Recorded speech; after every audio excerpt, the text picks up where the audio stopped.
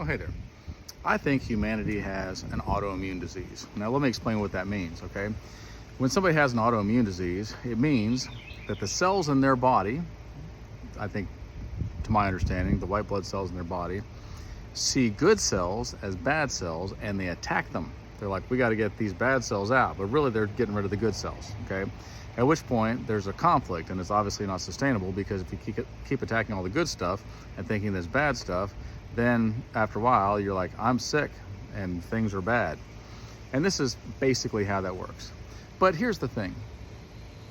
I see us as humanity, and we try to come up with divisions at every possible level. We don't like their country, we don't like their skin color, we don't like what they do for a living, we don't like their color of football team, we don't like where they're from as opposed to where we're from, and then it gets down to more of a narrow, like a granular level, right? Like, we don't like the people in the next town because they're different than us. I'm like, they're not. And right down to, like, I don't like the people in my house, I don't like my spouse, I don't like my children, I don't like my parents, I don't like my family. And I'm like, if we don't see the good things in life and appreciate them and treat them well, then we are doing the same thing that autoimmune disease does to somebody's body that has it, okay? We don't see that we're drowning in blessings. We don't see that there's good things all around us. All we focus on is the bad things, and we try to get rid of what we consider to be the bad things, but really we're getting rid of the good things in our life.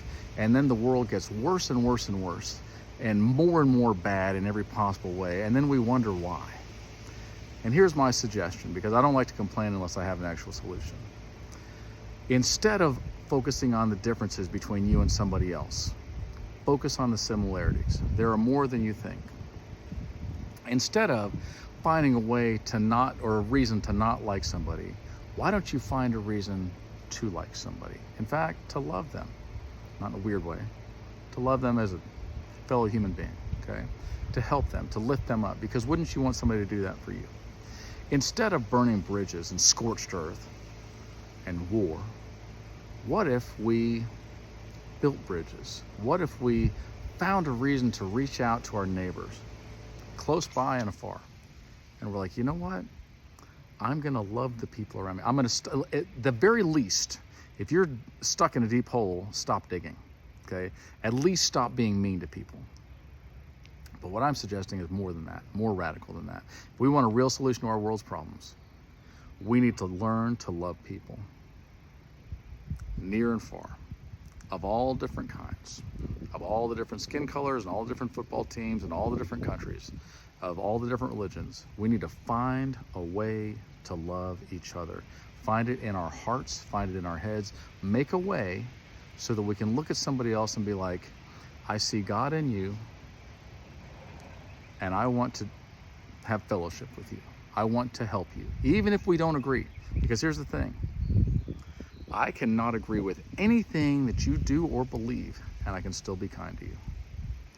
That's a lesson we all need to learn. I'm going to say that again louder for the people in the back. I don't have to agree with anything that you believe or do for me to be kind to you. In fact, you can stand for everything I hate, and I can stand for everything you hate, and I can still be kind to you. Let that be your challenge. Love you guys.